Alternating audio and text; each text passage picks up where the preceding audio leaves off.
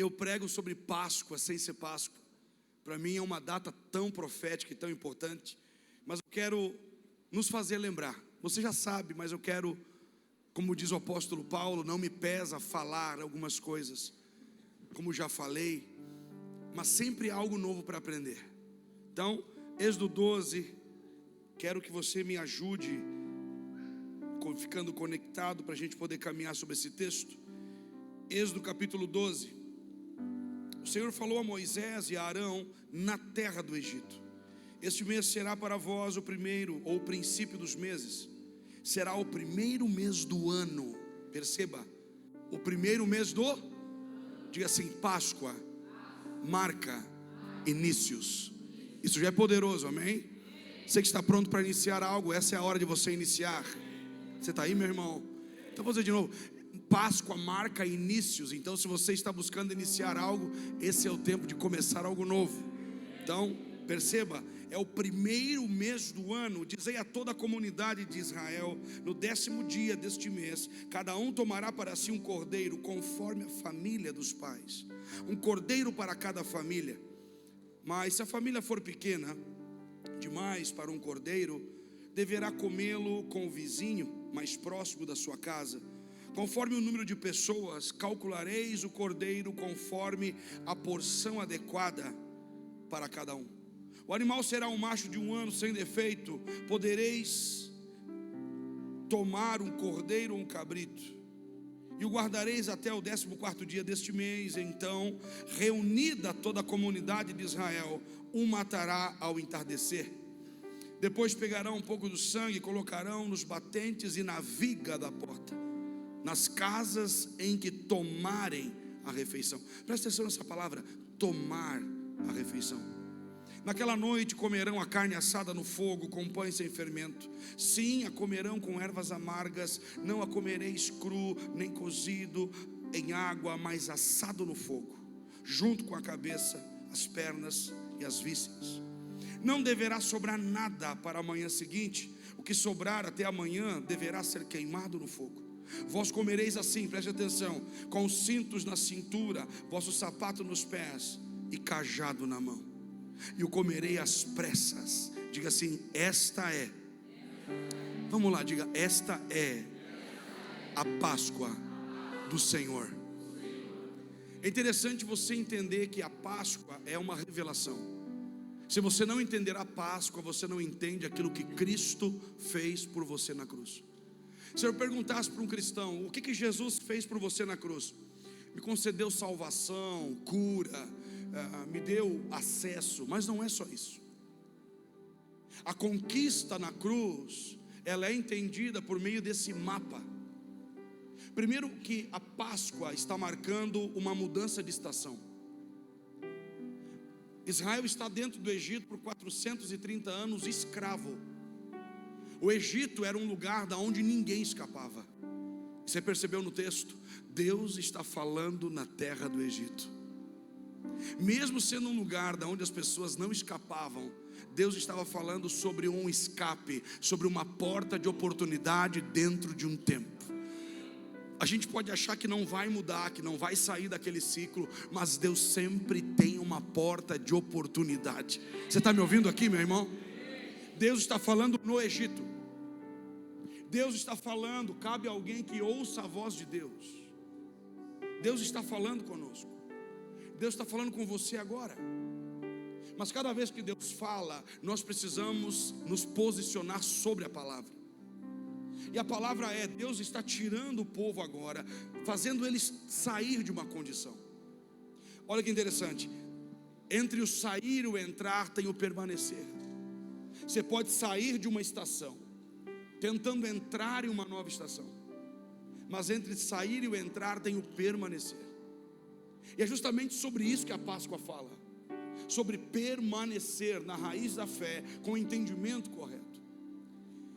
Imagina comigo, o povo é o povo de Deus, que agora, durante esse período todo, está dentro de uma cultura contaminada, corrompida. O Egito não é só um país. O Egito é uma força espiritual que existe até hoje. Sair do Egito era romper com o ambiente.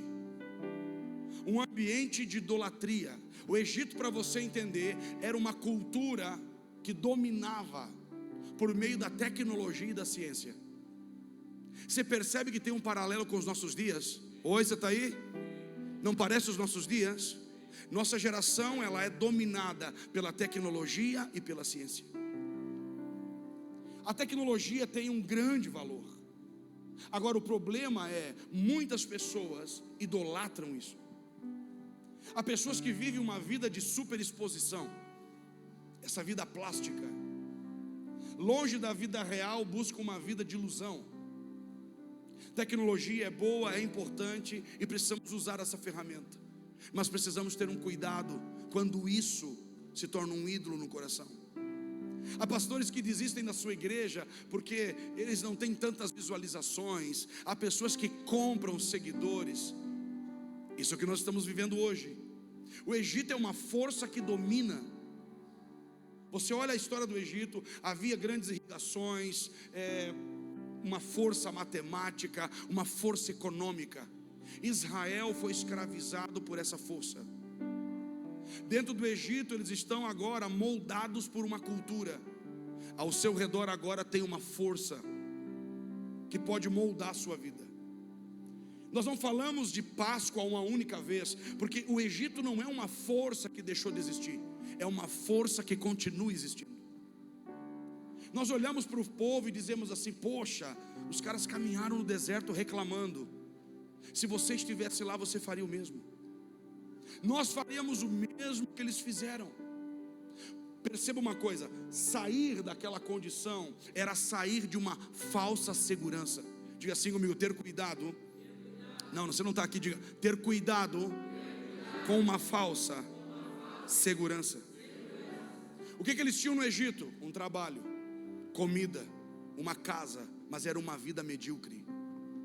Era uma vida que só se tinha um limite. Viver no Egito é viver uma prisão de ilusão. Muitos de nós vivemos isso hoje. Não, a gente é uma geração moderna, longe disso. Não, pelo contrário, muitos de nós vivemos atormentados pelos medos de deixar um lugar de segurança. Aconteceu alguma mudança pequena na sua história e você já se sente inseguro. A insegurança é um sentimento fundamentado no Egito. Sair do Egito era deixar uma zona de segurança. Era pouco, mas pelo menos tinha. Há pessoas assim: eu não posso me movimentar, eu não sei como vai ser. Essa vida de fé é arriscada. Então o Egito é uma ilusão. Diga assim: uma ilusão. Há pessoas presas a uma ilusão. Eu não posso romper, eu não posso voar mais alto. Por isso que Deus está dizendo o seguinte, como disse para Israel: eu vou tirar vocês, eu vou arrancar vocês daí como asas de águia. O que é isso? Liberdade. Então a Páscoa não é a celebração do ovo ou do coelho, é a celebração da liberdade. Você está aqui? Sair do Egito é deixar uma cultura. Nós podemos estar hoje aqui e continuar vivendo a velha cultura. Às vezes a gente olha para a vida e diz assim: poxa, mas só o que eu queria que Deus me desse era alguma coisa que me desse segurança. Então eu vou em busca de uma casa, de um carro, de uma boa carreira profissional. E não que isso seja ruim, mas isso não me deixa seguro. Os dias são maus, há uma grande tribulação por aí, a gente está passando por vários processos. A segurança ou a falsa segurança do Egito prejudicou o povo. Perceba uma coisa: eles estão andando no deserto querendo voltar. Voltar para onde? Para a velha segurança. Pelo menos a gente tinha uma panela lá com, lembra, cebola, pepino. Era a lembrança do passado. Quer dizer que o Egito cria uma memória. Você que vive pensando no passado: pastor, eu não consigo esquecer, eu não consigo deixar uma fase. O efeito do Egito. Nos nossos dias a gente começa a ver isso. Quero avançar com você. Esse Egito falando de uma força maligna. Diga assim comigo: uma força maligna que quer roubar a minha liberdade. Quanto custa a tua liberdade? Qual que é o preço da tua liberdade? Foi o preço de sangue. Você não pode ser escravo de nada, da religião, num contexto cultural, de uma doença, pastor, eu estou hoje preso a um tempo de dificuldade financeira. Não. A força do Egito é uma força maligna que tenta roubar a sua liberdade. Então a sua liberdade tem que ser vigiada. Guarde a sua liberdade. Olha, tudo posso, mas nem tudo me convém. Diga assim comigo: nem tudo edifica. Vivendo 430 anos no Egito, eles estavam enraizados em uma cultura que não era pastor, mas era o povo de Deus. Exato, o povo de Deus dentro de uma cultura. Nós somos o povo de Deus cercado por uma cultura idólatra, uma cultura pecaminosa, uma cultura que despreza a vida, despreza o casamento. E essa cultura, ela pode ser quebrada, mas ela não é quebrada de qualquer forma. Nós estamos numa batalha espiritual. Sair do Egito era uma luta espiritual. Aprenda, você não vai romper se não aprender a lutar. Uma batalha espiritual. E a primeira batalha espiritual era romper com uma cultura. Qual é a sua cultura? Como você fala, como você se posiciona. A Páscoa, não esqueça, é a limpeza, é sair, é remover os ídolos. Diga assim: Páscoa é retirar toda idolatria. Pastor, eu não tenho ídolos, eu não me prostro a nenhum santo. Não estou falando somente de uma imagem. Ídolo é tudo aquilo que tira o lugar de Deus. Ídolo é aquilo que você tem que perguntar antes de dizer sim para Deus. O povo estava dentro de um lugar de idolatria. O primeiro ídolo que havia dentro do Egito era Faraó. Diga assim comigo: um homem. Diga: um homem Deus. Faraó era um homem Deus. Quer dizer que tudo girava em torno do homem. Não parece os nossos dias? Diga para mim sim ou não. O hedonismo é uma filosofia de vida. Tudo gira em torno do prazer. Há homens que não vivem pela sua família, vivem para si. Há pessoas que não vivem por uma causa além de si mesmo. Tudo é para mim. E quando a pessoa não é o centro das atenções, ela fica brava.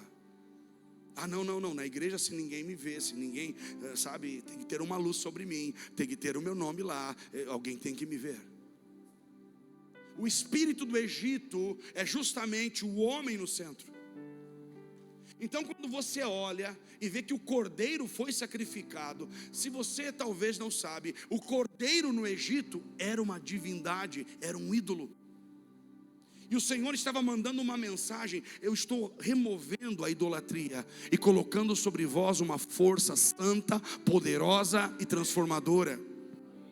O nosso problema hoje é: não adianta sair uma vez só do Egito. Sair do Egito é uma questão diária. Diga assim: sair todos os dias. Cada lugar, cada ambiente tem um Egito. O que é o fator Egito num lugar? Confusão, a linguagem, a forma de pensar. Aí você vai para o seu trabalho, tem uma linguagem, tem uma cultura, você se contamina. Aí você vai de repente para uma academia treinar, você só quer treinar, e lá você tem uma linguagem, tem uma forma, uma cultura, e você acaba caindo. Aprenda que o Egito ele está presente em todo lugar. Tem igreja que tem o Egito. Há igrejas onde o centro não é Jesus, é um homem que é idolatrado pelas pessoas. Há um homem ou uma mulher que seja, ou então um time de louvor, ou aquele cara que canta, aquela mulher que ora. Isso tudo é ídolo. Falsos ídolos dos nossos dias. O que nós estamos vendo aqui é justamente cada lugar e cada ambiente tem um Egito. Talvez o Egito está mais perto de você, ou pior, ele está dentro de nós. Diga assim comigo: há um Egito dentro de cada um de nós. Pastor, peraí, que Egito é esse? Sua natureza caída. Já se pegou pensando de forma catastrófica: não vai dar certo, não vai dar certo, não vou conseguir. Já pegou se pensando assim: só eu, você é muito santo. Quantos aqui já tiveram pensamentos pessimistas, pensamentos de morte, de dor? Vai dar tudo errado, cara, não vai dar certo. Isso é o efeito do Egito dentro de você. Sair do Egito é algo diário. Todos os dias eu tenho que sair dessa cultura. Eu tenho que deixar o Egito. A palavra Egito vem da palavra Misraim, e Misraim é lugar apertado, lugar de aflição. A palavra Misraim também significa o dobro de dor. No Egito eles viveram o dobro de dor, o dobro de sofrimento, e ainda assim queriam voltar para aquela cultura. Agora, aprenda uma coisa: se você não lutar contra o Egito dentro de você, pastor, mas eu não tenho, eu sou cristão há 30 anos, meu irmão. Já vi pessoas que têm 25, 30 anos de jornada de fé e ainda não se libertaram do Egito. O Egito, só para você entender, para a gente pegar isso, ele vai se revelar pela resistência. Diga assim comigo: as resistências revelam o Egito. Eu estou pregando aqui, tem alguém resistindo à palavra? Não, isso aí não. Você já conhece o PhD nisso aí. Não, profecia eu nem acredito mais. Não, isso aí. A orar por cura, não, isso aí nem existe. Isso aí ficou com os apóstolos. A resistência que você carrega, ela revela o Egito. De repente você está diante de uma palavra que vai mudar a sua vida, mas dentro de você tem algo que resiste. A resistência é o Egito. Era para você receber, mas você diz assim: não quero. O Egito é uma resistência interna. Lembre-se que no Egito eles não eram livres, eram escravos. Era uma escravidão de ilusão, presos a uma cultura. Sair do Egito é todos os dias, é diário. Pastor, mas eu estava lá no ambiente, o ambiente contaminado me contaminou. Só contamina se você permite. De dentro daquele lugar de escravidão, Deus está chamando seu povo. Pastor, mas hoje o Egito está onde? Em todos os lugares, inclusive dentro de nós. A linguagem do Egito.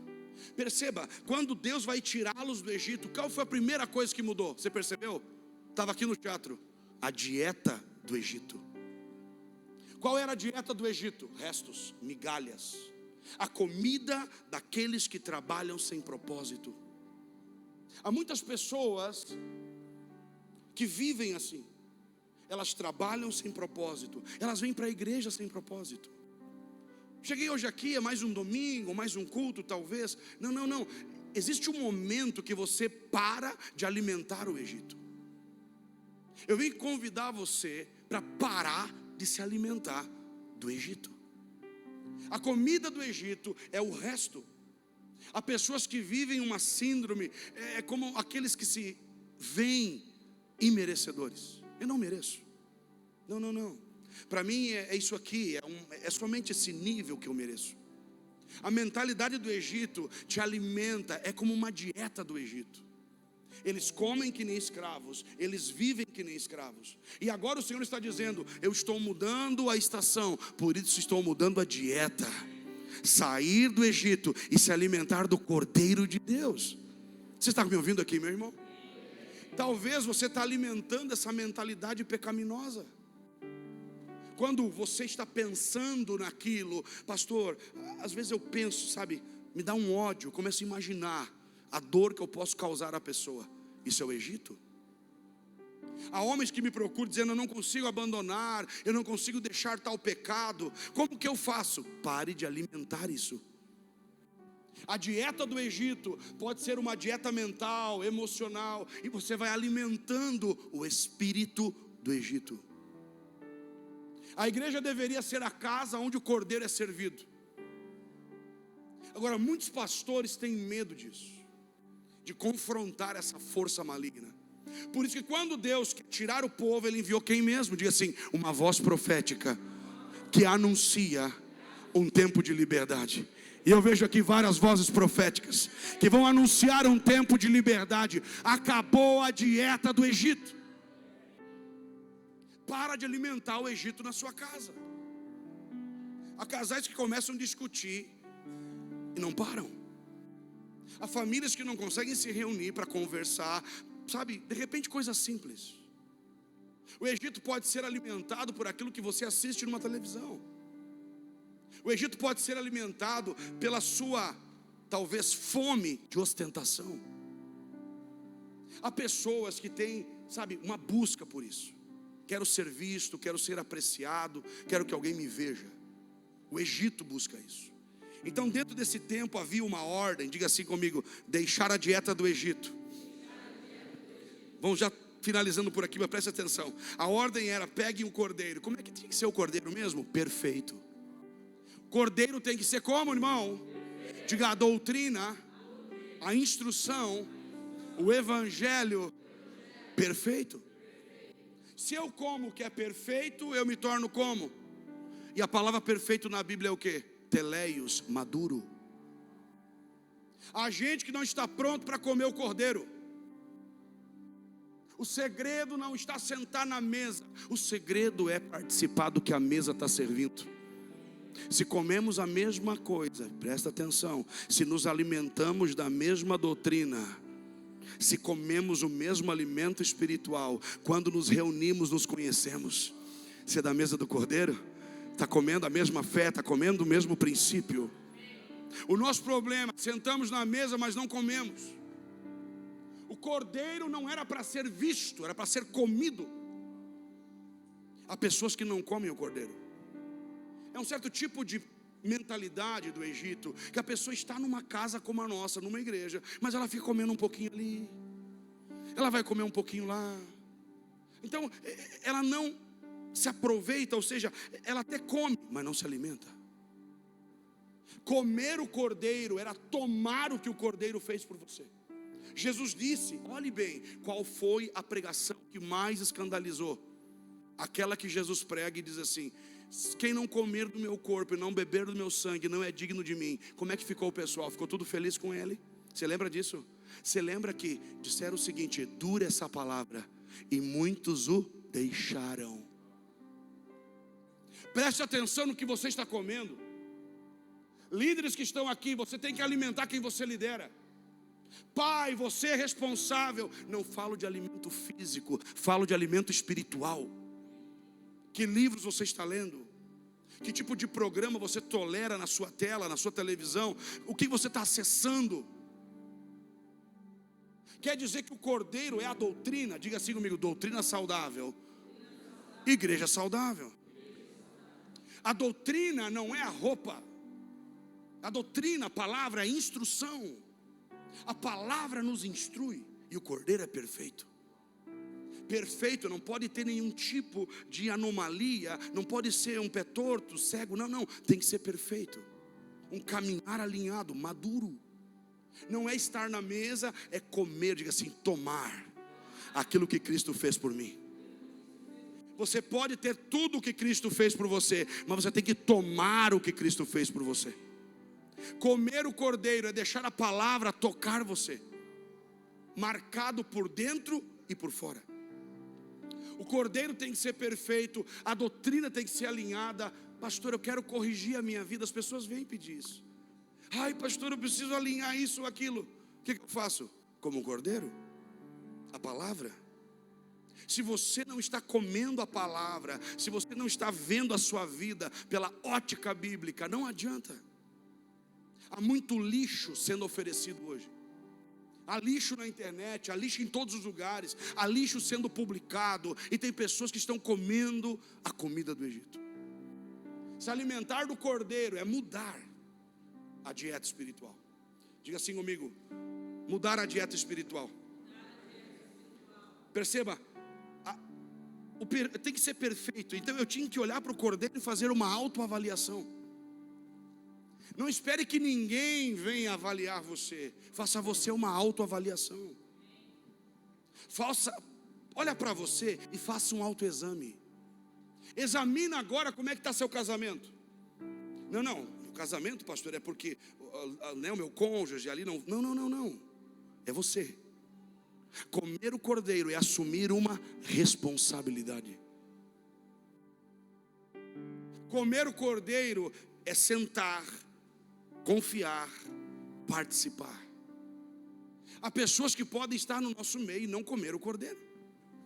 E aí quando você fala de alguma coisa, elas não entendem, porque estão comendo uma outra, ou se alimentando de outro alimento. É uma autoavaliação. Diga assim comigo: olhar para dentro de si e se avaliar. Se você olhar para a sua vida espiritual agora, como você está? De 0 a 10, como é que você está? Olha para dentro de você e faz uma avaliação correta. Por isso que não era qualquer cordeiro, era o cordeiro perfeito. Imagina, dentro de cada casa, sobre cada mesa, tinha um cordeiro perfeito. O Egito é um caminho torto, mas o alimento alinhado estava alinhando cada um deles. A forma mais correta de você alinhar a sua vida é por meio daquilo que você come. É aquilo que a gente fala, você é o que você come, já ouviu isso? Já ouviu isso, sim ou não? Isso é bíblico. Você não é só o que você come, você é aquilo que você deseja se alimentar. Sai o Egito, entra o cordeiro. Um cordeiro perfeito. Diga assim comigo, uma autoavaliação. E você sabe que Jesus foi avaliado por Pilatos, então ele é o cordeiro. Cristo é o cordeiro. E eles olhavam para Jesus e viam nele o Cristo? Não. Porque quem olhava para Jesus e enxergava o Cristo nele, eram aqueles que comiam na mesa do mesmo alimento. Não espere que todo mundo entenda você.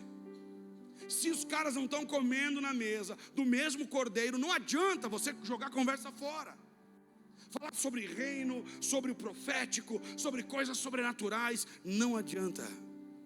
Se o alimento não for o mesmo, você está caminhando na direção do seu futuro e o cara está olhando para trás. Então ande com aqueles que comem e se alimentam do cordeiro. Diga assim, Cristo, o nosso cordeiro. Então, olhe bem, se levava o cordeiro, abatia o cordeiro. Jesus também é abatido exatamente no horário onde se abatia o cordeiro. Quando Israel pega o isopo, passa na porta, há uma grande simbologia, mas preste atenção, é como se a cruz estivesse ali. Era o umbral e as vigas da porta, era a cruz, e assim marcado por dentro e por fora. Você comeu o cordeiro, amém? E agora tem que levar o sangue de Jesus nos umbrais da sua vida. Vou dizer de novo, você não está nem aqui. Tem que levar o sangue de Cristo nos umbrais da sua vida. Quando alguém olhar para você, vai ter que saber, ali vai um cristão, ali vai uma porta, ali vai alguém ousado, ali é alguém que se você pegar perto dele, chega perto dele para ver. Foi-se o tempo, cara. Eu venho de um tempo, minha mãe me fazia ir para a igreja, eu andava numa avenida gigante, e eu tinha que levar a Bíblia no peito, já contei aqui. Eu tinha que andar assim, ó, com a minha Bíblia. E de vez em quando, você jovem que dá uma curva, eu queria esconder, e ela dizia, cadê a Bíblia? No peito. Mas sabe uma coisa? Todo mundo que olhava dizia, aí vai um cristão. Sabe do que me chamavam na época já? Pastorzinho. Olha o pastorzinho. Olha o pastorzinho. O que eu sou hoje? Pastorzão, gordão. Hã? Mas já tinha alguém profetizando. Cara, vai voltar o tempo das pessoas olharem para você e dizer, lá vai um cristão, ó. Olha lá como ele trata a esposa dele. Olha lá como ele educa os filhos. Olha lá como ele é ordeiro. Olha lá como ele tem honra. Alguém tem que ser marcado pelo sangue. Uma vida crucificada é uma vida de entrega. A cruz não é o sinal de dificuldade da missão. A cruz é o sinal de conclusão. Concluímos, chegamos à cruz. O que tem do outro lado da cruz? Cristo. Do outro lado da cruz tem uma vida que você tem que provar. Do lado de dentro da porta, comendo o cordeiro. E era comer o cordeiro, se levantar para seguir. Se você come a comida certa, você tem energia. Nós temos aqui vários homens e mulheres do esporte. Você deve ter visto eles aí, uns bem grandão aí. Cadê o Samuel? Está lá o Samuel. Olha o tamanho do Samuel. Fui lá orar na academia do Samuel. O rapaz estava que nem Davi, perto dos gigantes. Eram tudo grandão. Mas eles sabem, eles são do esporte. Se alimenta mal, ainda que você vá treinar, não é, Renan? Renan é veterano do treinamento. Não é que ele é velho, ele também é velho, mas ele é veterano. Amém, irmão? Pastor, eu quero melhorar. Por onde eu começo? Por aquilo que você tem comido. A palavra está lá na sua casa. Como que você fala? O sangue está na sua vida. Querido, tem como você tocar a cruz e não ser tocado pelo sangue? Diga para mim, tem como alguém levar a sua cruz e não ser tocado pelo sangue? Então se você está levando a sua cruz, o sangue é uma marca na sua vida. E o sangue não é desgraça, o sangue é sinal de redenção. Quando passaram nos umbrais da porta, o mal não podia tocar. Então no mundo espiritual, quando você, quem está aqui crê no sacrifício de Cristo? Então o mal tem que cruzar longe de você. Que macumba, coisa nenhuma. Que feitiçaria, coisa nenhuma. Marcados pelo sangue, por dentro e por fora. Comemos o cordeiro, marca com o sangue. A palavra aqui, falando do sangue, a Bíblia diz o sangue, a vida está no sangue. Uma vida crucificada é uma vida de entrega. Existe uma geração que quer crescer sem sacrificar. Eu não queria sacrificar nada. Eu queria, sabe, viver da mesma forma, não dá. Quanto custa a próxima estação? Vou perguntar para você de novo, talvez você não percebeu. Quanto custa o novo nível? Custou quanto até aqui? Um preço alto? E se eu falar para você que vai dobrar? Então eu não quero. Eu vou ficar no Egito. Me dá um pouquinho de pepino e cebola. Tem gente que está assim, me dá cebolinha aí do Egito. Fala para o irmão do seu lado, não tem cebola para você. Não tem cebola para você, tem terra prometida para você. Tem cordeiro para você. Pastor, mas tá tímido esse aplauso. É para Jesus, aplaude de verdade aí, moço. Pelo amor de Deus.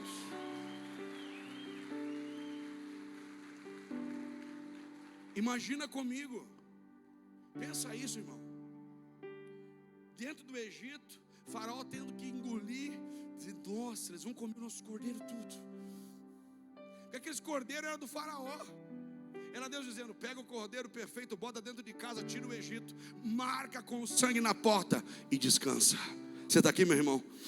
E esse sangue é o sinal, marca os umbrais da sua vida. É tão poderoso isso. Vamos encerrando por aqui. Diga assim comigo, tirar o Egito da minha vida. Se você continuar lendo ali, Êxodo 12, você vai ver que eles não poderiam comer pão com fermento. Contaminação espiritual. O fermento aqui não é um sinal natural. Fermento ali é sinal de soberba. Mesmo sendo escravo, eles tinham um sentimento, orgulho. Se a gente tiver que se libertar, a gente se liberta. Tem gente que é orgulhoso. Não preciso aprender nada. O Espírito Santo vem e me ensina, só eu e ele. Tenho uma aula com o Espírito Santo. Ninguém me ensina. Capaz. Sou assim com o Espírito Santo, não. Há pessoas que têm um orgulho. Pastor, mas quem é mais orgulhoso? Você percebeu? Tem gente que fala que o rico é orgulhoso, mas tem muito pobre orgulhoso. O orgulho da necessidade. Já viu aquela palavra? Sou pobre, porém limpinho. Já viu? Já viu isso? Sou pobre, mas sou limpinho. Meu Deus. Pastor, mas o que o senhor quer dizer com isso? Cuidado com o orgulho. Não é ter que nos dá orgulho. Orgulho é quando você acha que você tem a força. Eu faço com a força do meu braço, eu conquisto, eu realizo. Dentro do Egito era para tirar, olhe bem, vocês não vão comer fermento. Vocês vão tirar aquilo que orgulha, aquilo que infla vocês. O que te deixa orgulhoso? Cuidado com isso. A palavra diz que o orgulho, a soberba precede a queda. Quando você acha que você é o melhor, quando você acha que você é o cara, você cai. Pastor, você quer dizer que eu tenho que andar sempre humilde? Sim. Sempre reconhecendo a fraqueza? Sim. O fermento ali simboliza a contaminação espiritual. Como que uma pessoa pode contaminar a sua casa? Pela forma como fala. Você que diz palavrão dentro da sua casa, você que fica murmurando, entra na empresa já xingando. Tem gente que talvez amanhã vai trabalhar, mas amanhã é feriado amanhã? Você está de feriado amanhã? Então vamos até meia-noite. Ô glória. Tem gente que está no Egito e vai dizer, eu não posso. Calma, irmão do Egito. Presta atenção, irmão, que é sério. Olha só. Há pessoas, escute isso, que contaminam o ambiente. Ela entra dentro de casa reclamando. Porcaria de casa, porcaria de vida, porcaria de televisão, porcaria de sofá. Contamina o ambiente. Ou então entra dentro de casa, ao invés de agradecer, ela até não murmura, ela não abre a boca, mas fica indiferente. É o silêncio maldito. Há pessoas que contaminam o ambiente. Por quê? Porque a sua postura contaminou o lugar. Há lugares contaminados pelo fermento. Já entrou em um lugar e quando você menos esperou estava fazendo algo errado, porque naquele ambiente tinha fermento. Uma contaminação espiritual. Há pessoas contaminando sua casa, contaminando o leito conjugal, contamina a vida dos filhos. Deus estava dizendo: não deixem a contaminação tomar conta de vocês. Diga assim comigo: tirar o fermento e colocar o cordeiro. Você está comigo aí, irmão? Olhe bem, o cordeiro no centro. Onde é que estava o cordeiro? Diga assim: na mesa. A sua vida tem uma mesa, tem o centro. Jesus tem que estar no centro da sua vida. Ter Jesus no centro da sua vida. O time pode subir aqui. Ter Jesus no centro muda. Olhe bem, primeira coisa que nos dá, ter Jesus no centro nos dá estabilidade. Diga assim: segurança. Está inseguro? Coloca Jesus no centro. Pastor, eu não estou entendendo o meu futuro. Jesus no centro dará segurança a você. Ter Jesus no centro te dará orientação. Diga assim comigo: direção. Está perdido, não sabe para onde ir, pastor, está meio confuso, eu não sei se vou, não sei se avanço, não sei se paro. Coloca Jesus no centro, Ele vai dar uma direção clara para você, muito tranquilo. Ter Jesus no centro dará a você sabedoria. Diga assim: sabedoria. Pastor, eu não estou entendendo como eu tenho que agir. Pastor, eu tenho uma grande demanda, eu preciso de uma ideia. A minha oração é: você terá sabedoria. Você vai discernir esses dias. Diga assim: a forma de ver vai mudar. Como que você enxergava no Egito? Assim como um escravo. Agora você é um homem livre. Você vai ter uma visão livre. Enxergue, veja seu futuro. Você está aí? Outra questão: ter o cordeiro no centro me dá poder. Aleluia. Diga assim: poder para agir e conquistar. Não, tem que falar de novo. O diabo não gosta, então tem que falar de novo. Diga assim: poder para agir e conquistar. Você está pronto para agir e conquistar? Pastor, eu achei que a Páscoa. Não, esquece essa Páscoa. O diabo está investindo tempo tentando nos roubar um princípio. E nossos filhos esperam um coelho, esperam um chocolate, achando que isso é real. Não. A realidade que Cristo conquistou na cruz. E olhe bem, não era comer de qualquer jeito. Lembre-se, não é o que está sobre a mesa, mas como eu participo. Tomar o cordeiro é tomar o que Cristo fez por você. E Deus disse como deveria acontecer. Diga assim: cinto apertado, sandália no pé e cajado na mão. De qualquer jeito. Agora pensa comigo, isso aqui é uma roupa para estar dentro de casa ou fora de casa? Fora de casa. Eles estavam dentro de um tempo, preparados para um novo tempo. Você não está aqui, cara. Ah, meu Deus. Ai, meu Deus, eu estou num aperto. É nada, eu estou pronto para a nova fase que está chegando. Eu vim dizer para você: não se molde a essa fase. Mesmo estando dentro de um tempo, você tem que estar preparado para o novo tempo que está chegando. O que é o cinto apertado? Se usava uma roupa folgada, um manto. Quando você corria, aquilo poderia, sabe, envolver você e você cair. Talvez você tropeçaria no manto. O que Jesus está dizendo? Ajuste o que tem que ser ajustado. Conecta as partes, a parte de cima com a parte de baixo. Há pessoas que só têm a cabeça, sabe, e está no mundo da lua. Não tem raiz em lugar nenhum. Vive pulando de lugar em lugar. Mais aquilo outro, mais um projeto. Não fica fixo, não tem raiz. O que nós temos aqui? Aqui nós temos o tronco emocional. Diga assim comigo: organizar as emoções. E isso tem colocado muita gente no Egito. As emoções do Egito são murmuração, tristeza, medo, insegurança. Ajustar o cinto. Diga assim para o seu irmão: aperta o cinto.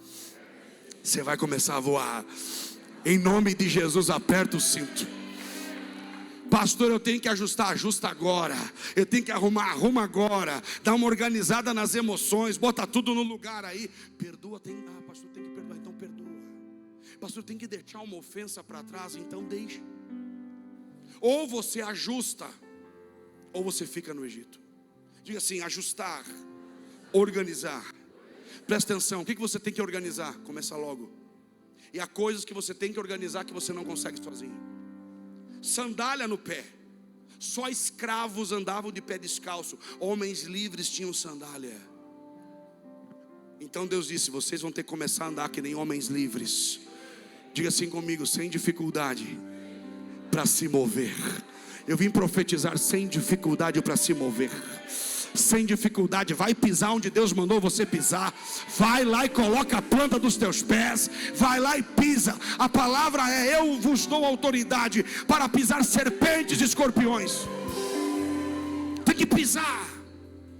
Pastor, eu estou com medo. Vai lá e pisa com autoridade. Pastor, eu não sei o que está me esperando lá. Eu sei, há uma porta nova para você. Pisa como alguém que é vencedor. Pisa como alguém que chegou para conquistar. Diga: eu estou pisando em novos lugares. Diga assim: cinto apertado, sapato no pé e cajado na mão. Tem um cajado ali. Dá lá o cajado, filho. Cajado na mão. Quem eles eram no Egito? Quem eles eram no Egito? Dentro da casa agora eles estão prontos. Sandália no pé, cinto afivelado e cajado na mão. Chega de você andar escorado nas coisas erradas. Chega de você ter uma muleta. Chega de você dar desculpa.